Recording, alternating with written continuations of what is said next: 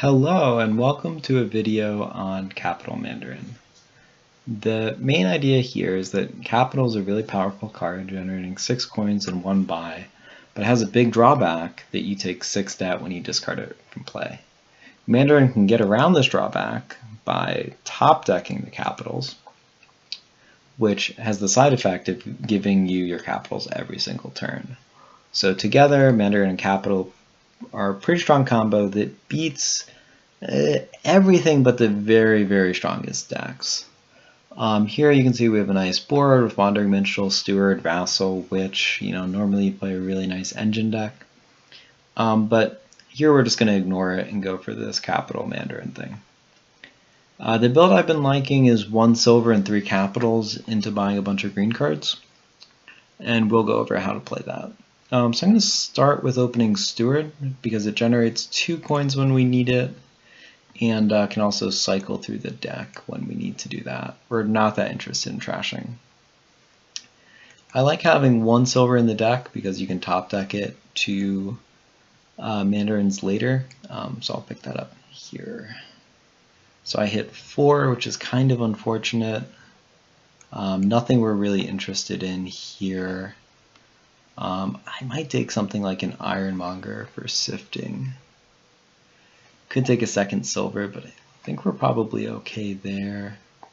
Yeah. Well, Ironmonger, it interacts poorly with Hobble, so I might just take like a silver. Not really a great buy there.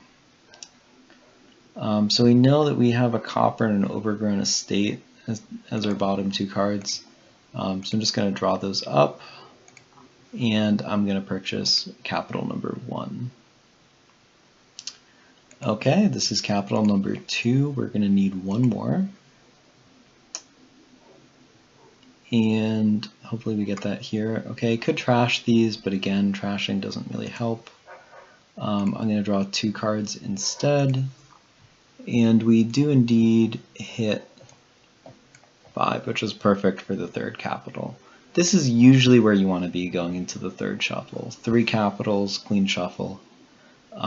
With certain effects, you can do much stronger if there's events or if there's top decking or really strong draw or something. But this is good. I'm not going to take on any debt here because it might interfere with Mandarin Blaze. I'm going to pay out 4 debts. I have 2 left.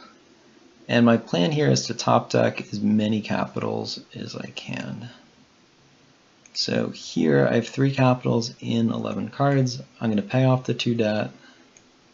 I don't want to top deck the copper because I want to line this capital up with my other capitals. So I'm going to buy a Mandarin and top deck these 2 cards and pass.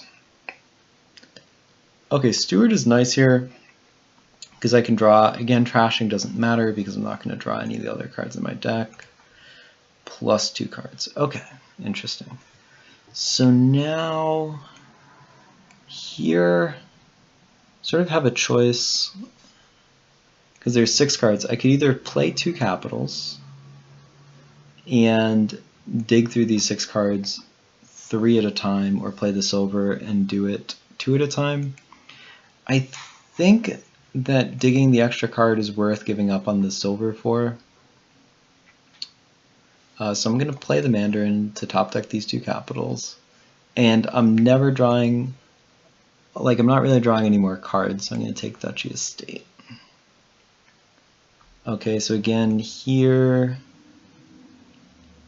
I really want to draw that last capital. There is an argument to playing the silver. I suppose I'm 2/3 to hit anyway. What does it get me? It gets me 2 points. Yeah, I think it's probably worth it to play the silver. I'm going to be 2/3 to hit my last capital. And if I miss this turn, I'll get it next turn. I'm going to buy Province and trash Hobble.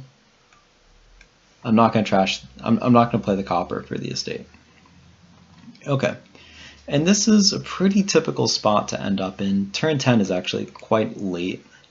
A lot of times you can get this around turn 8.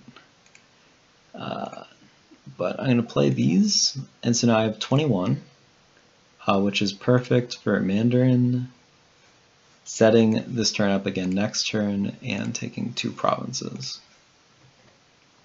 And so now it's turn 11, I can do the same thing. Buy Mandarin, I'm going to top deck all my treasure and buy 2 provinces.